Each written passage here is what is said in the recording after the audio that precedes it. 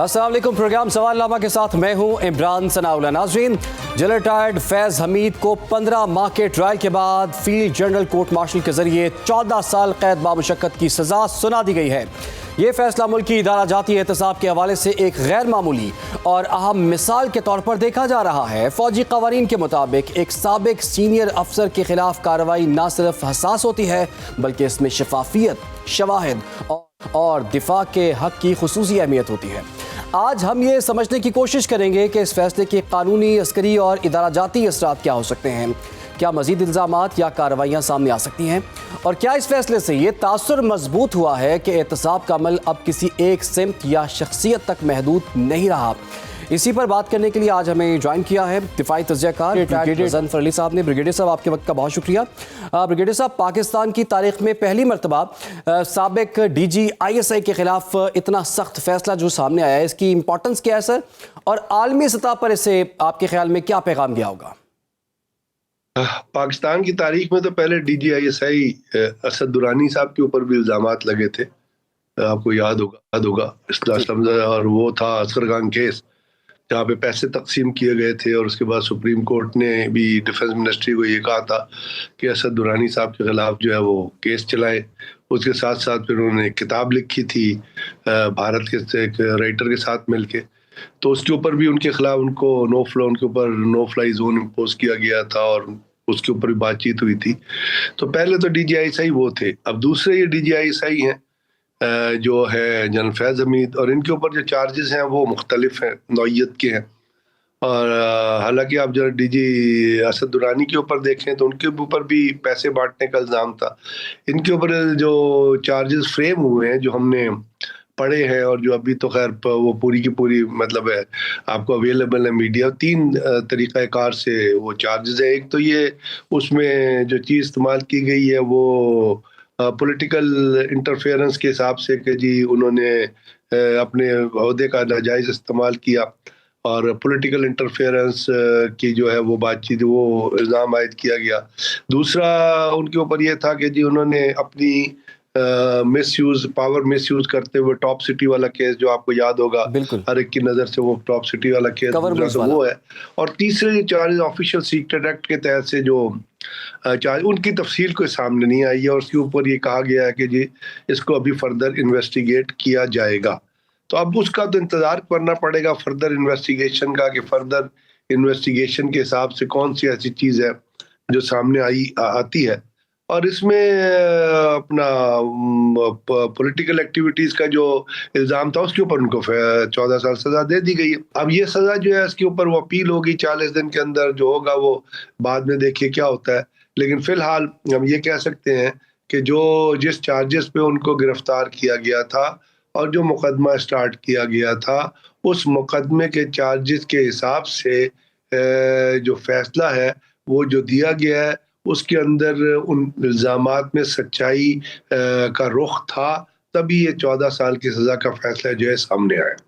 अच्छा ब्रिगेडियर साहब, जैसे कि आपको पता है कि एक बयानिया इससे पहले बहुत चलता रहा और इदारे के हवाले से कहा जाता है ये तो मुक़द्दस गाय है जी, तो लेकिन अब हमने देख लिया कि इतने बड़े ओहदे पर रहने वाले एक साबिक ऑफिसर को इतनी सख्त सज़ा जो सुनाई गई है, आपके ख्याल में ये जो प्रेसिडेंट सेट किया गया है इसकी क्या सिंबॉलिकल इंपॉर्टेंस है? देखिए, मुक़द्दस गाय का तो कॉन्सेप्ट था, लेकिन आपको याद है इसी मुक़द्दस गाय को बहुत सारे पॉलिटिकल लीडरों की तरफ से जलसों में और स्टेटमेंट के तौर पे कि आप 2 साल के लिए, हम इतने साल के लिए, और किस किस तरह इन्वॉल्व करके इससे पहले ही उनके ऊपर ये बातें की जाती रहीं। लेकिन अदारा जो है वो उसको बहुत ही पेशेंस से और बहुत ही सब्र और तहम्मुल से बर्दाश्त करता रहा कि चले जो चीज़ें हो रही हैं शायद इन लोगों को खुद ही समझ आ रहा है, जो सियासी लोग इन बातों को मुख्तलिफ औकात में करते रहे, जलसे जुलूसों में भी करते रहे। लेकिन अभी चूंकि ये एक चीज़ को डिसाइड कर लिया गया था कि जी इस चीज़ के ऊपर हमने एक मेरिटेड मैं आपको बात कर रहा हूँ कि एक मेरिट के तौर पे, या एक अगर एक चीज़ को शुरू किया है और उसके ऊपर कोई इल्ज़ामात की नौइयत का तयन किया है, तो उसके हिसाब से इसको किसी कंक्लूजन तक पहुंचाना है। जैसे मैंने आपसे अर्ज किया कि असद दुरानी के केस को कंक्लूजन तक नहीं पहुंचाया गया था। जी। इस दफा ये फैसला किया गया कि इसको कंक्लूजन तक पहुंचाना है। तो आपने देख लिया कि जब फैसला कर लिया गया तो वो केस जो अपनी कंक्लूजन तक पहुंच गया, और उससे एक ये तासुर गया है नेशनली भी और इंटरनेशनली भी कि जिस अमल को शुरू किया गया था उसी को उसको किसी तरीक़ाकार से दरमियान में रोका नहीं गया। ठीक है। अच्छा ब्रिगेडियर साहब, ISPR ने कहा है कि सियासी अनासर के साथ मिलकर अदम इस्तेहकाम को हवा देने के जो इल्ज़ामात है ना फैज़ हमीद साहब पर, वो अलग से जो है उसे निपटाए जाएंगे।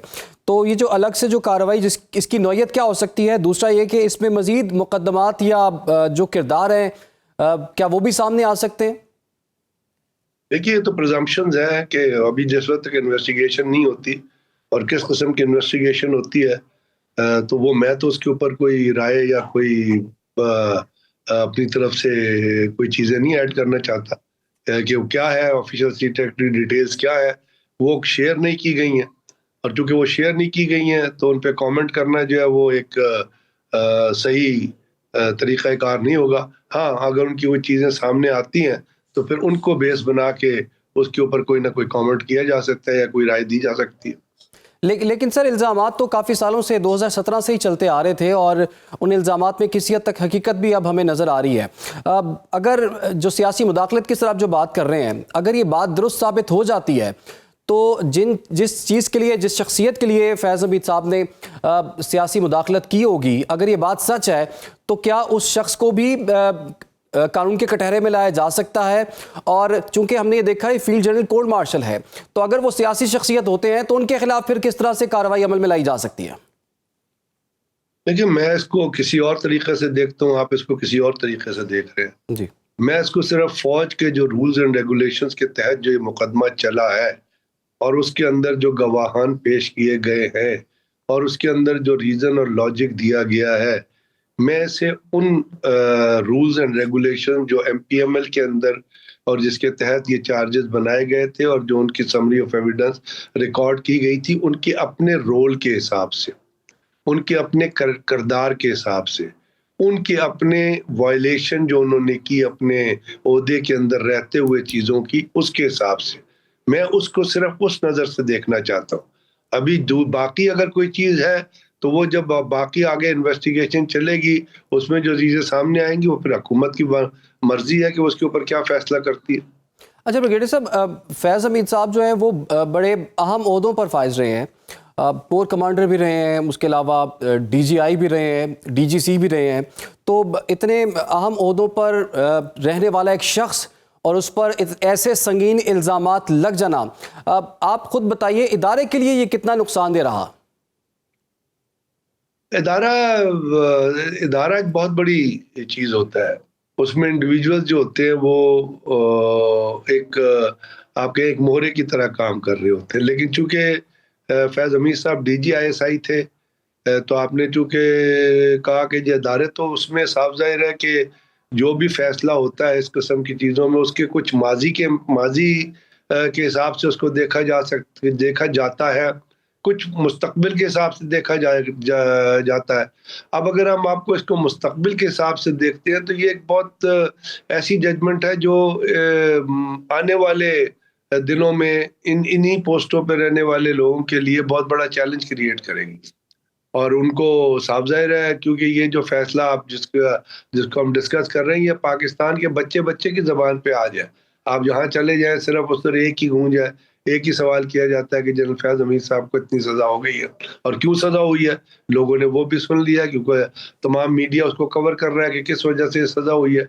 तो अब ये जो है एक बहुत बड़ा चैलेंज और एक बहुत बड़ा वो है, चेक है, या एक बहुत बड़ा चैलेंज है जो आने वाले दिनों में जो, क्योंकि अदारा तो चलता है और अदारा बड़ा स्ट्रांग होता है, उसके अपना हर अदारे के अंदर ख़ासतौर पे ISI या MI या इस किस्म के अदारों को देखें, उनकी अपनी इंटरनल स्ट्रेंथ बहुत होती है। वो इंटरनल स्ट्रेंथ जो है उसकी फंक्शनिंग के अंदर होती है, क्योंकि उस फंक्शनिंग में उन्होंने अपने लिए एक इमेज, अपने लिए एक सिस्टम क्रिएट कर लिया होता है। अब उसके अंदर आने वाले दिनों में जो हजरात इस जगह, जो ऑफिसर्स इस जगह पोस्टेड होंगे, जो ऑफिसर इन रोल्स में होंगे, उनके लिए एक बहुत बड़ा चैलेंज है कि जी, क्योंकि अवाम जब उनको कंपेयर करेंगे या देखेंगे या इंटरनेशनल भी आप जाएंगे तो जब वो चीज़ों को का कंपैरिजन किया जाएगा तो वो इसी फैसले के जो मुज़म्मरात हैं उनको जहन में रख के और उनकी फैसले की जो तफसीलात हैं या फैसले की जो आइंदा आने वाले दिनों में और भी चीज़ें रिलीज होंगी उनको सामने रख के जो है चीज़ों का जो या उनकी परफॉर्मेंस को वो मद्देनजर रखा जाएगा। अच्छा ब्रिगेडियर साहब, जैसे कि हमने देखा इदारे ने तो आज एक प्रेसिडेंट जो है वो सेट कर दिया कि हमने जी अपने अंदर से एहतसाब किया है और एक शख्स जिस पर इल्ज़ामात थे उसकी तहकीकात हुई, इल्ज़ामात साबित हुए, उनको 14 साल कैद बा मुशक्कत की सज़ा सुना दी गई। जो दीगर इदारे हैं स्टेट के सर, उनके लिए इसमें क्या मैसेज है? क्या उन पर अब दबाव नहीं बढ़ जाएगा कि वो भी अपने इदारों के अंदर जो है, अपने इंस्टीट्यूशंस के अंदर जो है वो खुद एहतसाबी के अमल को शफाफ बनाए और इस तरह की एक और मिसाल वो भी कायम करें? ये बहुत बड़ा मैसेज है। मैं आपसे यही तो अर्ज कर रहा हूँ कि एक तो हमारे अदारे के लिए मैसेज है, एक उन अदारों उस अदारे के, लेकिन इसके अलावा बाकी जो अदारे देखिए ना, एक जब जुर्म होता है तो उस जुर्म से लिंक काफी सारी चीजें होती है। तो पाकिस्तान में और भी अदारे हैं, पाकिस्तान में और भी लोग हैं जो इसके अंदर इंक्लूडेड, इनके साथ रिलेटेड रहे हैं। उनके ऊपर बहुत बड़ी जिम्मेदारी आयद होती है कि वो अपने अपने अदारों में जो इस किस्म के ऐसी जो चीज लोग कर रहे हैं या कोई लोग जो है वो ऐसी किसी किस्म की चीज़ों में इन्वॉल्व हैं, तो वो अपने अदारा जाती एहतसाबी के ज़रिए उन चीज़ों, उन अमल को तेज़ करे, उनको डिसाइड करें ताकि पाकिस्तान के अंदर एक सिस्टम जो है वो बेहतर तरीके से चल सके। ये फौज, देखिए फौज ने आज जो हम बात कर रहे हैं उन्होंने दिखा दिया कि जी हमने ये करना, हमने ये फैसला किया था कि जी ये करना है क्योंकि ये चीज़ गलत हो रही थी, वो फैसला हो गया और सामने आ गया। अब उसके अंदर जो लीगल जो भी प्रोसीजर है वो फॉलो किया जाए। लेकिन बाकी जो अदारे हैं जिनके अंदर बहुत सारे ऐसे काम हो रहे होते हैं जो पाकिस्तान के सिस्टम को नुकसान पहुंचा रहे होते हैं, तो उन अदारों की भी तो जिम्मेदारी है ना। करप्शन हमारा एक बहुत बड़ा इशू है और किस किस अदारे में करप्शन हो रही होती है आपको पता है।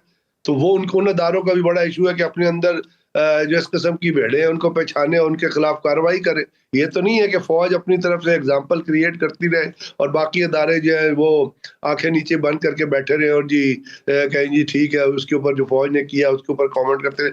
बाकी भी जो सिविल गवर्नमेंट है उसकी जो फंक्शनिंग है उसके ऊपर बहुत बड़ा जो वो चैलेंज है उनके लिए कि जी वो उनका जो मिस फंक्शनिंग है या पाकिस्तान के ऊपर जो चीजें हैं या IMF की रिपोर्ट में जो कुछ पॉइंट आउट किया गया मिस गवर्नेंस के हिसाब से, बाकी इदारों पे भी आपके ख्याल में दबाव सा होगा कि वो जो है वो अपने अंदर ऐसी काली भेड़ों को देखें और उनके खिलाफ जो है कार्रवाई करें। एहतसाब का जो अमल जो आज मुकम्मल हुआ है फील्ड जनरल कोर्ट मार्शल के बाद, फैज़ हमीद को 14 साल की कैद बामुशक्कत की सजा सुनाई गई है। इदारे क्या कार्रवाई करते हैं अपनी डोमेन के अंदर? वहाँ पर कोई अगर ऐसी कुछ कार्रवाइयाँ हो रही हैं, कहीं कोई करप्शन है, कहीं कोई मिसमैनेजमेंट है, कहीं ज़ाब्ता अखलाक की खिलाफ वर्जी है, तो उन पर वो क्या कार्रवाई करते हैं ये भी आने वाले दिनों में पता चलेगा। बहुत शुक्रिया आपका ब्रिगेडियर रिटायर्ड गज़नफ़र अली साहब आपका। पाकिस्तान में जनाब को ये बड़ा इवेंट है, फैज़ हमीद को इतनी सख्त सज़ा देना एक बहुत बड़ा, एक गैर मामूली वाक़या है।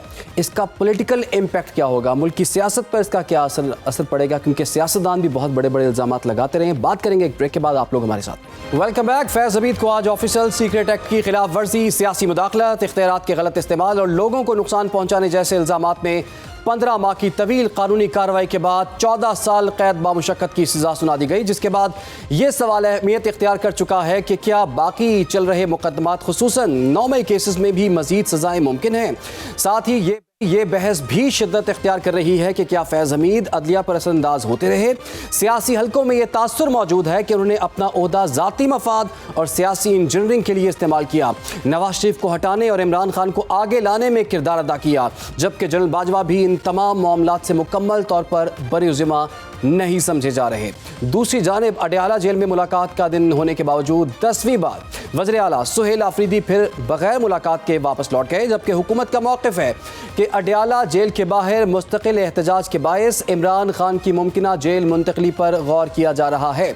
ऐसे में सवाल यहाँ पर यह उठता है कि क्या इक़दाम PTI क़यादत पर दबाव बढ़ाने की हिकमत अमली है या वाकई इसे अमली जामा पहनाने की तैयारी की जा रही है, और अगर ऐसा हुआ तो इसका PTI की सियासत पर क्या असर पड़ेगा? क्या पार्टी क़यादत रद्द अमल में सड़कों पर निकलेगी?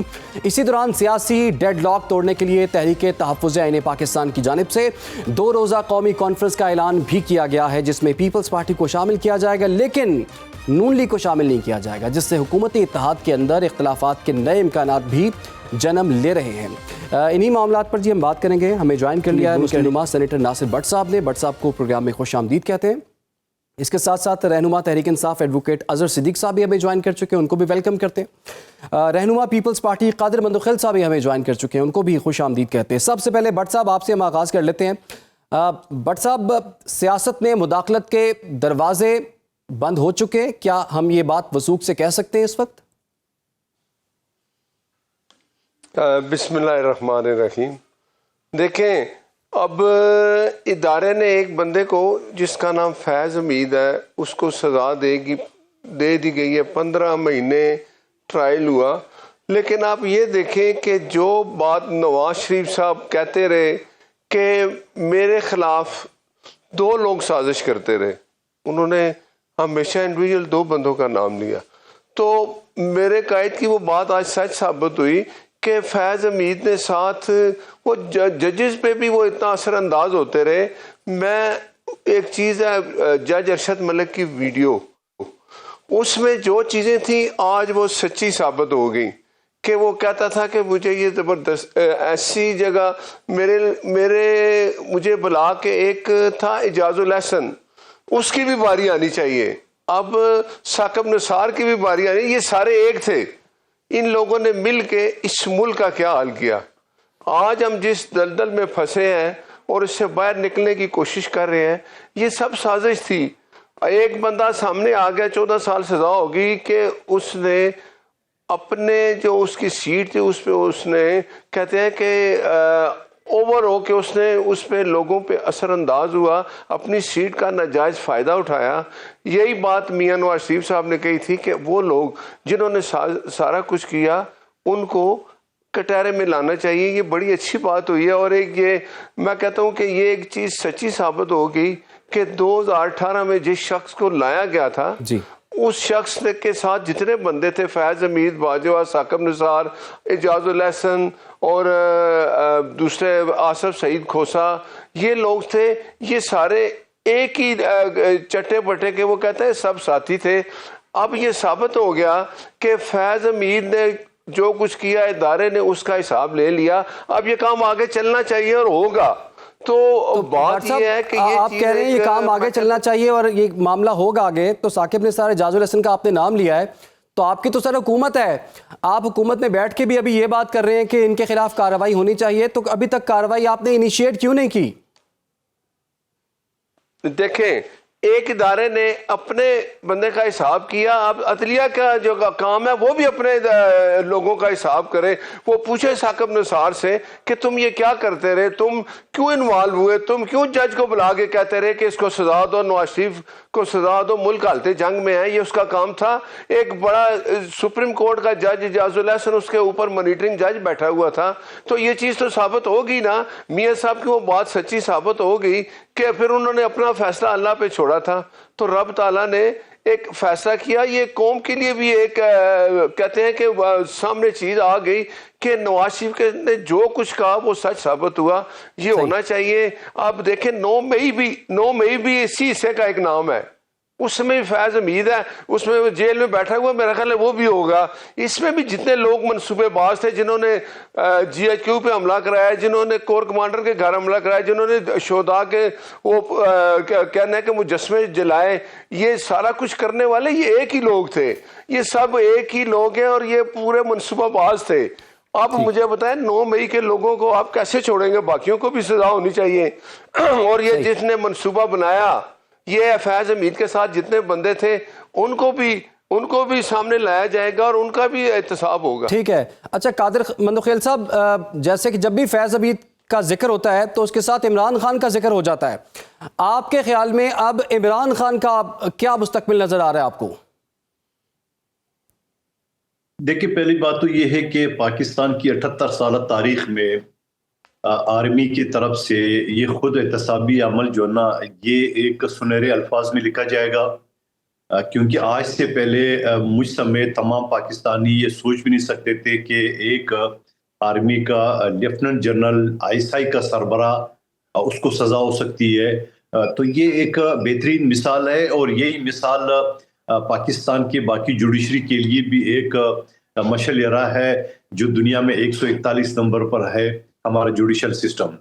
और साथ साथ मैं ये भी कहूँगा कि मैंने नवाज शरीफ साहब का वो पुरानी क्लिप भी सुना था मुख्तलिफ चैनल पे, जो उन्होंने कहा कि ये सब कुछ जनरल बाजवा ने किया है इमरान खान के साथ मिलके। जी। तो आपको थोड़ा सा मैं और याद दिला दूं कि 2018 के इलेक्शन में कराची से मैं और फैसल वाडा शहबाज शरीफ साहब के खिलाफ इलेक्शन लड़े थे, और उसी इलेक्शन में चूंकि फैसल वाडा आ गया था और सबको पता है सारा, और उसके बाद उसी इलेक्शन में मुझे वो वीडियो भी सामने नजर आ रही है जिसमें ख्वाजा आसिफ साहब ने कहा कि मैंने रात 12 बजे जनरल बाजवा को फोन करके और ये कहा कि भाई मेरा जो है ना इलेक्शन का क्या, और सुबह ख्वाजा आसिफ साहब जीत गए।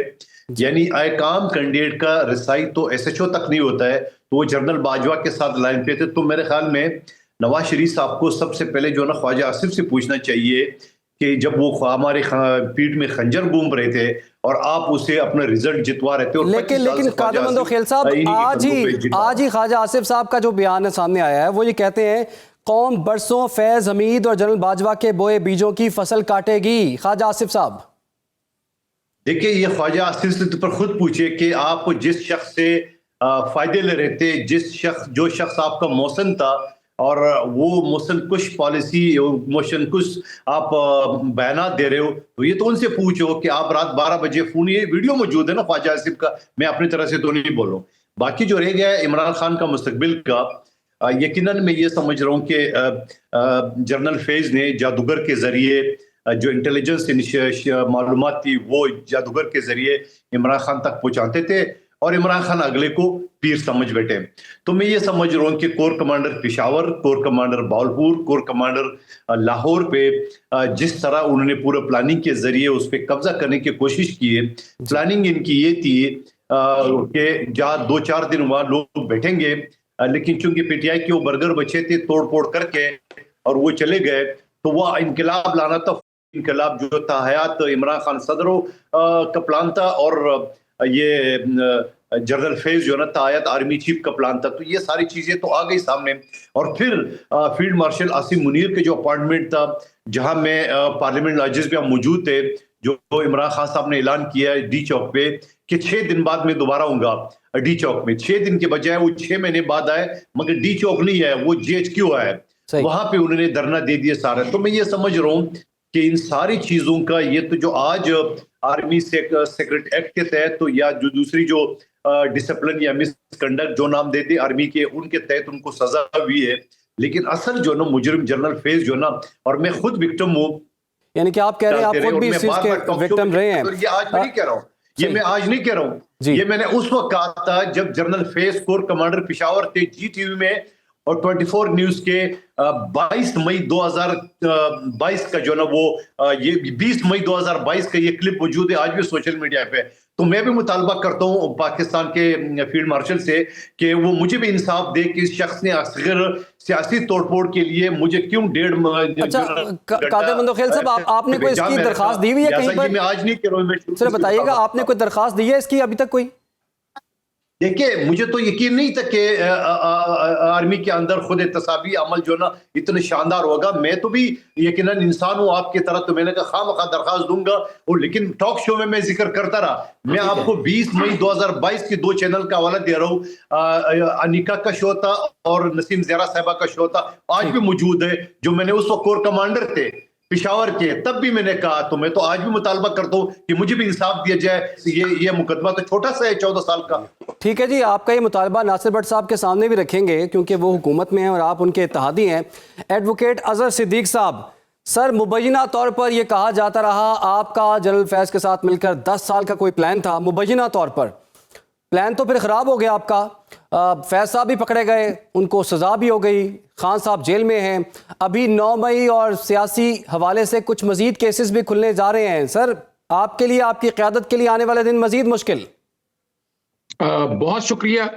पहले तो मैं मेरे भाई कादर मंदो खेल ने जो मुतालबा किया है मैं उसको सेकंड करता हूँ। ठीक। और अब यानी उससे अगला भी एहतसाब का निज़ाम शुरू होना चाहिए। अच्छा जरा से पहले चले जाते हैं, वो जनरल ज़ियाउल हक का सियासी बेटा, उसका नाम नवाज शरीफ, तो हर एक को पता है, वो खुद कहा करता था और सब चीजें सारी रिकॉर्ड के ऊपर मौजूद है। यानी ये बैठकर हमें सुनाते फिर रहे हैं वो लंबी लंबी कहानियां, लंबी लंबी छोड़ दिया। जब मैं वो अभी तक तो ऑर्डर कोई नहीं आया, पहले तो समझना है। और ऑर्डर जो आया था वो ऑर्डर सामने है, उस ऑर्डर में सीम लिया, उस ऑर्डर में तो शायद ये भी लिखा हुआ है कि नवाज शरीफ साथ बैठा हुआ था, वो देखा तो नहीं है ना हमने ना। तो इस तरह की बातें हम जो मर्जी करते रहे। तो ये जो कहानी है ना, वो मुझे बैठ के ना वो तोता मैना की कहानी, वो पुरानी की बात याद अगर याद हो तो मुझे तो शायद याद है, तोता मैना की कहानी है, पुरानी तो पुरानी हो गई, सुना करते थे हम ये सारा ना। मगर हमारे यहाँ चली रही है वही हकायत सुल्तानी। तोता बोले मैना, स्क्रिप्ट सबका तयशुदा, सियासत में अब भी चलती है वो खेल की कहानी। यानी आप चाहते हैं ना वो आए ना, इब्तिदा कर ली है, बड़ा जबरदस्त, मैं तो तारीफ कर रहा हूँ। और तो आपसे मुझे बताएं सजा ठीक हुई है कि नहीं? एक मिनट ठहर जाए भाई, वो बैठ जाए आराम से। मैं झूठ सुनता रहा हूँ, अब सच सुन ले, आप सच सुन ले ना, जरा सुने जरा आगे बात को, देखे ना। अब ये सारी चीजों को सामने रखते आज मुतालबा करते हैं ना। अजहर सिद्दीक साहब जरा ये बताइए, ये जो बार बार बातें हो रही हैं, सर ये अर्ज कीजिएगा, ये जो बार बार आपको कह रहे हैं कि सजा ठीक हुई है या नहीं हुई, फैज हमीद को अगर सजा हुई है तो उसका पीटीआई से ताल्लुक क्यों जोड़ा जा रहा है? वो अच्छा उसकी वजह समझे ना आप ये को कहानी समझ नहीं आ रही कि प्लॉटेड चीजें क्या हो रही है। हुकूमत इनकी है ना, ये अब जबरदस्ती जोड़ना चाहते हैं। मैं तो कह रहा हूं कि 9 मई इन्होंने कराया था, जो नकाब पोछते वो नून लिख के भेजे हुए लोग थे। ये तो मैं आज थोड़ा कह रहा हूं, बड़े अरसे से कह रहा हूं मैं, और इस बात को मैं बार बार कहता हूं इस बात को। लेकिन जरा समझना है, प्रॉब्लम यहां पर ये है, ये मिठाई जरा जल्दी खा लेते हैं, मिठाई आराम से खानी चाहिए, फैसला आ जाएगा, देख लेंगे क्या मसला है। अब जरा सुनिएगा कानूनी पोजीशन आपके सामने। एक तो मैंने ऐसे कहा ना, ये ओन करें कि उसके बाद के जो इलेक्शन जिनका मुतालबा किया है मेरे भाई मंदोखेल साहब ने, उसका भी जरा ऑडिट करा लें, उसमें भी पता चल जाए कि कौन कौन लोग इन्वॉल्व थे, क्या क्या कुछ हुआ। ब्रेक लेनी है, वापस आएंगे और फिर भट्ट साहब से हम पूछेंगे कि जनाब और किस किस को पकड़ना चाहिए और आपकी हुकूमत है, आप किसको पकड़ने जा रहे हैं। बात करेंगे ब्रेक के बाद। Welcome back. गुफ्तगू के सिलसिले को आगे बढ़ाएंगे। सुहेल आफरीदी का भी आज एक बयान सामने आया है, वज़ीर आला केपी का। वो ये कहते हैं कि फैज़ हमीद को सजा जो है वो एक इदारे का अंदरूनी मामला है। तो भट्ट साहब आप केस बना रहे हैं पीटीआई के खिलाफ, वो कहते हैं हमारा मामला ही कोई नहीं है, ये तो इदारे का अंदरूनी मामला है। देखें, अब मुझे पता नहीं, अजहर सिद्दीक साहब ने कबूतर की तरह आंखें बंद की और जब बिल्ली इनका वो गर्दन ले जाएगी फिर इनको समझ आएगी, इनको सब पता है। मुझे आप बताएं कि नहीं, बिल्कुल नहीं पता। फील किया, आप फैसला दिखा देना, दिखाएं फैसला कहाँ है, दिखाएं फैसला कहाँ है। मैं बताता हूं, साकिब निसार के बारे में पता नहीं क्या क्या बोलते हैं, कबूतर की तरह के बारे में क्या हवाई बातें करते हैं। जब आपके भाई जाकर कोर्ट में जाकर फिर आपको पता चलेगा। ये वो लोग हैं ये जो कहते थे इमरान, वो जुबानी कलामी नहीं है, तोता मैना की कहानी सुनाते रहते हैं, हम सुनते रहते हैं आपकी तोता मैना की कहानी। ये वो लोग तोता मैना की कहानी जाकर सुनाएं, जाकर चाहती उम्र में बैठ। अच्छा सुने ना, तोता तो ब्याह तो मैना भी जाएगी, वो बार में तोता तो चला गया ना, अब मैना की बारी उड़ानी है। सर मैना कौन है? अब भट्ट साहब ये क्या आपने कह दिया, मैना कौन है? अब नहीं, मैना जो है जेल में है, तोता जो है उसको पकड़ा गया। वो कोई एविडेंस है इनके पास? ये बातें करते रहते हैं।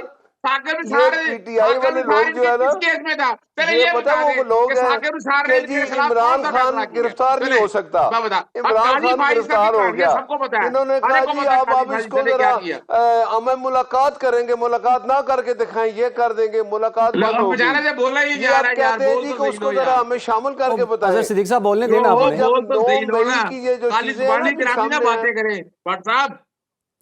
क्या बात है नासिर भट्ट साहब, अभी तो आप सुन तो ले। जी सर बात पूरी करें, फिर मंदोखेल साहब ने भी एक मुतालबा रखा हुआ है। बात ये है कि ये इनके जरा ना अजहर सिद्दीक साहब की आनियां जानियां देखें, इनकी आनी जानियां देखें। वो कहते हैं ना, वो कहता था मैं दरख्त पे ऊपर नीचे आ रहा हूँ, मेरी आनी जानियां देखो। अब आपकी आनी जानी है क्योंकि अब आपको नजर आ रहा है सामने। भट्ट साहब आए एविडेंस लेके आए, आकर बैठकर बात करते हैं, फिर गुफ्तगू होगी। चैलेंज कर रहा हूं, देखो एक इदारे ने, सुने, इससे बड़ा आपको क्या एविडेंस चाहिए कि एक इदारे ने ये फैसला किया कि जो हमारा एक अफसर था उसने अपनी जो पावर है वो बहुत मिसयूज अच्छा किया फैसला है। है, जजिस बहुत पे वो अच्छा है। फैसला है। मैं इस फैसले की क्या? तारीफ कर रहा हूँ, मैं तारीफ कर रहा हूँ इस फैसले की। अच्छा फैसला है, तो इसके अच्छा साथ जो फैसला बाकी है। हैं उनकी लेकिन भी आप तारीफ कहानियां करें मत जब वो बताएं पकड़े कि जाएंगे, कहाँ जब ये उनको किसके लिए सजाएं होंगी किताब ना। हुई है ये। ओ अजहर सिद्दीक आप एडवोकेट मुझे साहब वो ये कह रहे हैं इसके बाद आप लोगों की बारी है। ओहो, मैं यही तो पक्की कहा ना बारी है कि इनकी। ये कुछ शायद बिल्ली की तरह मेज के नीचे बैठे हुए थे या कबूतर की तरह हवा में उड़ रहे थे। पता अच्छा नहीं सुने ये ना, ट्रायल में थे वहां पर, आपको इन्होंने फैसला पढ़ा है? सुने देखा आ गया ना मसला इनका, इनकी आनी वो जानी है। कहाँ है देखे फासला? ओ अब आप व्हाट्सएप मुझे खुदा बताएं, रहा 9 यार, मई ना के करे। वो चले लोग नेशनल भट्ट चैनल साहब में भट्ट साहब बैठकर झूठ ना बोले, कोई फैसला नहीं आया। भट्ट साहब ये कोई अर्ज फैसला नहीं कीजिएगा, आया, सिर्फ ये एक जो प्रेस इतने रिलीज है। अरसे से इल्जामात लगते आ रहे हैं मुबैना तौर पर कि नवाज शरीफ को नाअहल करवाने में फैज़ हमीद का हाथ था, इमरान खान को सादिक और अमीन करार तो दिलवाने में इल्जामात ही है फैज़ हमीद ना। का हाथ था, जुडिशरी को मैनेज करने में फैज़ हमीद का हाथ था, सियासतदानों की इल्जामात है। वफादारियां बदलने में फैज़ हमीद का मैं हाथ फिर था, बताता मीडिया चलूं, को कंट्रोल करने में उनका हाथ था। तो इतने बड़े बड़े अब इल्जामात हैं तो इसके 3.5 सबूत साल भी से तो क्या होंगे हो ना रहा आप है? लोगों के पास। 3.5 साल पहले बताया ना, लेके आए ना, ये लेके सच्चाई आए, साबित सारे सबूत होगी। लेके आए ना। बाकी मेरे पास वो वीडियो मौजूद है जज अरशद मलिक की, उसने यही कहा था जो आज सच साबित हुआ है। उसने ये उनसे कहा वादे था क्या किए थे? कि मुझे बुला उनको के कितने पैसे देने का कहा था, इजाजुल ये तो हसन। बताओ ना साहब, कि आपने उसको वादे क्या किए थे किस चीज कि के क्या पैसे? पैसे दूंगा, देखे कहाँ ये दूंगा, कौन सी इनका, गाड़ी ये दूंगा, ये अभी भी तो सुने, बताओ ना कि जब उसके साथ क्या जज वादे अरशद किए थे। मलिक सजा दे चुका, वो मुझे अरशद आप मलिक के बताएं, साथ क्या जब एक वादे जज किए सजा थे वो दे बताओ चुका, अगर। उसके बाद हमने उसको क्या लालच देनी थी?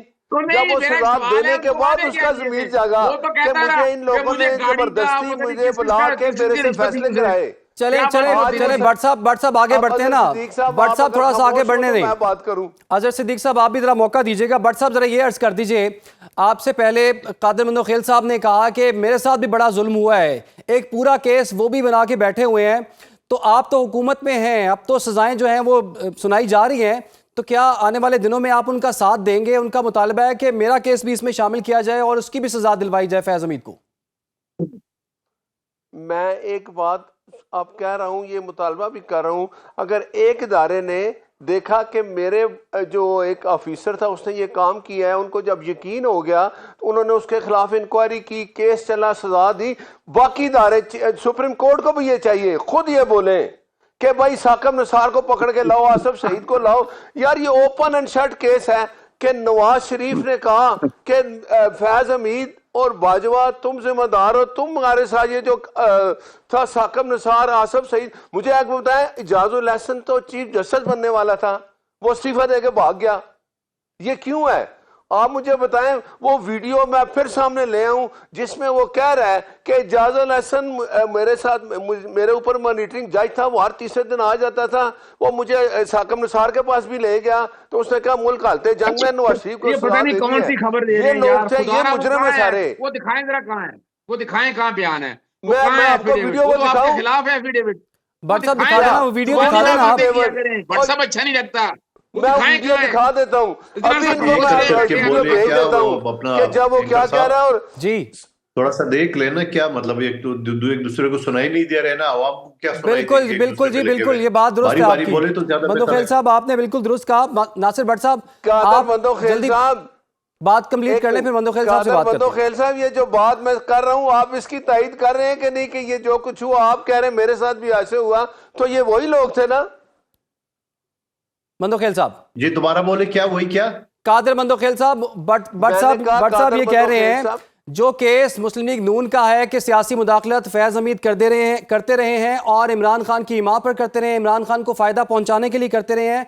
भट्ट साहब आपसे ये पूछ रहे हैं कि क्या आप उनकी इस बात से मुत्तफिक हैं या नहीं है? देखिए मैं तो पहले ही अर्ज कर आपने चुका कहा हूं कि बाजवा साहब ने आपके साथ ये किया। फैज हमीद मुझे पीटीआई के एक एमएनए के खिलाफ जो मैंने डिस्क्वालिफिकेशन केस किया था उसे दस्तबरदार होने के लिए मेरे पास सारे सबूत है। और मैं आज नहीं कह रहा हूं, 20 मई 2022 में GTV 24 न्यूज की वीडियो मौजूद है यूट्यूब में, जब ये कोर कमांडर थे उस वक्त भी मैंने कहा। तो मैं तो उस वक्त मुझे यकीन नहीं था, मैंने कहा भाई अब कौन इसके ऊपर हाथ डालेगा, कौन करेगा, लेकिन चीखता रहा मैं। लेकिन आज मुझे पूरे यकीन हो गया कि फौज के अंदर खुद एहतसाबी निज़ाम मौजूद है। और मैं उम्मीद करता हूँ एज ए कानून के तालिब इल्म कि हमारा जुडिशल सिस्टम जो दुनिया में 141 नंबर है, काश ये भी थोड़ा सा जाग जाए। मंदोखेल साहब सियासी मुदाखलत के हवाले से आप क्या कहते हैं? चूंकि पीटीआई जो है वो अभी तक नहीं मान रही, सुहेल आफरीदी कहते हैं ये इदारे का अपना मामला है, और क्या पीटीआई के लिए आने वाले दिन मुश्किल है? इमरान खान के हवाले से बताइएगा, 9 मई की अगर बात हो रही है तो केसेस तो अभी चल भी रहे हैं, और क्या 9 मई के अंदर भी इमरान खान का कोई ऐसा रोल आ सकता है फैज हमीद के साथ जिस पर पीटीआई के लिए मुश्किलात बढ़ेंगी आगे? देखिए, मैं तो पहले ही अर्ज कर चुका हूं, जब फैज हमीद पकड़ा गया तो इमरान खान साहब का बयान रिकॉर्ड पे मौजूद है। उन्होंने कहा ये कौम का असासा है, और कुछ दिन के बाद उसने बोला ये फौज उनका आपस का अंदरूनी मामला है। ये तो आपको याद होना चाहिए ना ये सारी बातें। और फिर उसके बाद फैज हमीद जिस तरह पीपल्स पार्टी के लोगों को तोड़ के, नून लीग के लोगों के तोड़ के, और वो पीटीआई की जो ना वो दुपट्टा पहनाते थे और ये कहते थे हमने विकेट गिरा दिए, वो कौन कर रहा था? आरटीएस सिस्टम 2018 में किसने बिठाया? तो मैं ये सारी चीजें तो सबूत है, रिकॉर्ड कैसा है। और फिर उसके बाद जब कोर कमांडर पिशावर, बावलपुर और लाहौर पे जहां उन्होंने सब लोगों को उकसाया, वहां लेके गए, उनका प्लानिंग ये था कि 2-3 दिन लोग वहां बैठेंगे तो फौज के अंदर बगावत उठेगी। वो बर्गर बचे थे, तोड़ फोड़ करके, जलाओ गिराओ करके चले गए। इनका प्लान जो है ना वो फेल हो गया। नहीं तो फैज हमीद जो इंटेलिजेंस को मालूमात थी वो जादूगर के जरिए खान साहब को पहुंचाते थे, और खान साहब उनको वाकई पीर समझ बैठे। तो ये सारी प्लानिंग तो उनकी थी कि तायात खान साहब सदर पाकिस्तान होंगे और फैज हमीद जो ना आर्मी चीफ होंगे। ये प्लान तो सारे, और मैं ये आज नहीं कह रहा हूँ जो फैज हमीद को सजा हुई है, मैं मुख्तलिफ मेरे टॉक शो देख ले, मैंने उस वक्त भी कहा, और ये सारी वीडियो अभी सामने आ जाएंगे। मैं आपको एडवांस में बता रहा हूं क्योंकि ये रियलिटी है और ये हो चुका है पाकिस्तान की तारीख में। लेकिन अब मुझे उम्मीद ये है कि ये मुस्तकबिल के लिए बेहतर है कि जो सियासत में मुदाखलत करेगा, जो सियासत के अंदर सियासी पार्टियों को तोड़ मरोड़ करके और वो किसी और की हुकूमत बनाएंगे, उन सारी चीजों का एहतसाब होना चाहिए। और मैं दोबारा भट्ट साहब से भी सवाल करूंगा कि जहां एक तरफ नवाज शरीफ साहब कहते हैं कि जनरल बाजवा ने मेरे खिलाफ साजिश की, तो उसी जनरल बाजवा ने ख्वाजा आसिफ को भी जिताया। उनका बयान मौजूद है कि मैंने रात 12 बजे जनरल बाजवा को फोन किया है कि बाबा मेरे रिजल्ट का क्या बनेगा। सुबह ख्वाजा आसिफ जीत गया, उसकी भी इंक्वायरी होनी चाहिए। जी भट्ट साहब, फाइनल कमेंट। देखिए, मैं कादर मंदोखैल की बात को बिल्कुल इत्तेफाक कर, अगर ये कहते हैं कि खुद कहते हैं कि मेरे साथ भी ऐसा हुआ है, ये बिल्कुल होना चाहिए। लेकिन एक बात कादर मंदोखैल साहब से मैं एक रिक्वेस्ट भी करूंगा कि क्या मैं ये जो कह रहा हूँ कि जो ये अदलिया का निज़ाम, जो वो जजेस शामिल थे, साकिब निसार, आसिफ सईद खोसा, एजाजुल हसन, उनको भी उनका इदारा खुद बोले कि भाई हाँ हमने इनको पूछा है। आप देखें ना, आर्मी में जो ये एक मिसाल पैदा कर दी ना, कायम कर दी, ये सुनहरे रूप में लिखा जाएगा कि उन्होंने खुद देखा कि ये वाकई इस तरह की चीज में मुदाखलत थी फैज हमीद की, उन्होंने उसका एहतसाब किया, कौम के सामने चीज लेके आए। सुप्रीम कोर्ट में भी ये होना चाहिए। ठीक है, अगर ये जरूर होना चाहिए, ये मैं बार बार कहूंगा। जी मंदोखैल साहब, क्विकली सर। मंदोखैल साहब, देखिए, पिछले असेंबली में मैंने एक बिल पेश की है कि ये हाई कोर्ट की जज डायरेक्ट चाचे, मामे, बांजे, भतीजे और चमचे क्यों भर्ती होते हैं? एक चपरासी की नौकरी के लिए 3-3 मरतबा इंटरव्यू लेते हो, जात नस्ल पूछते हो, हाई कोर्ट का जज क्यों डायरेक्ट भर्ती होता है? पीटीआई ने बड़ा अप्रिशिएट किया, पीटीआई के वजीर कानून ने, मुझे भी कुछ इजाजत है, वो पीडीएम की हुकूमत ने बड़ा अप्रिशिएट किया, पीडीएम की जो मौजूदा भी वजीर कानून ने टाल मटोल से काम लिया है। और आप कह रहे हैं कि अदलिया के अंदर खुद एहतसाबी निजाम हो। आपको पता है कि इस वक्त भी इस्लामाबाद हाईकोर्ट में एक जज अमेरिकन नेशनल बैठा हुआ है, ठीक है, और जब वो 2 मीडिया पर्सन ने उसको उठाया तो जाके वहां 6 जजों की कमेटी बनाई है और उन मीडिया के लोगों को नोटिस दिए ताकि लोग कुछ बोले नहीं। लेकिन फिर आपको एक और चीज बताओ, अभी पिछले हफ्ते जो 2 मासूम बच्चियों के एक जज के बेटे ने कुचल डाला और कत्ल किया, वो हाई कोर्ट इस्लामाबाद का जज आसिफ रेकी। सर बहुत जुल्म है, बहुत जुल्म है, सही कह रहे हैं आप, बहुत जुल्म है। अजहर सिद्दीक साहब, सर फाइनल कमेंट। जहां तक जज आसिफ साहब का ताल्लुक है, जस्टिस आसिफ साहब का, उनके साहबजादे ने जो काम किया, कानून हरकत में आ गया, उसमें जज क्या क्या कसूर है? जिसका कसूर है उसको नहीं कहते, यानी बिठाए ना एक जुडिशल कमीशन, काजी फाइजा का रोल सारा देखे, जो इलेक्शन में बैठकर तबाही और बर्बादी की उसने, जिसमें ये मंदोखैल साहब का भी इलेक्शन था, अपना कागजात नामजदगी सिंबल ले लेना, जरा इसमें तो आए ना। यानी मैं तो कह रहा हूँ कि अच्छी इब्तिदा हुई है, लेकिन काजी फायज ईसा जिसने इस निजाम को और इलेक्शन कमीशन और ये सारा जो गठजोड़ था जनरल बाजवा समेत था, वो है ना, उसकी तरह की रिक्वायरी सुप्रीम कोर्ट की सीट में बैठ के उसको मिसयूज किया, एक सिटिंग वज़ीर आज़म को उन्होंने हटा दिया, वो सारे जितना नुकसान हुआ पाकिस्तान का उसका हिसाब कौन देगा? कलामी की माजरत, बहुत बहुत शुक्रिया आपका, बहुत बहुत शुक्रिया सैयद नासिर भट्ट साहब, चूंकि चुका एडवोकेट अजहर सिद्दीक साहब आपका बहुत शुक्रिया, कादर मंदुखेल साहब आपका बहुत शुक्रिया। प्रोग्राम का वक्त भी जी खत्म हुआ, चाहते हैं इजाजत दीजिए, अल्लाह हाफिज़।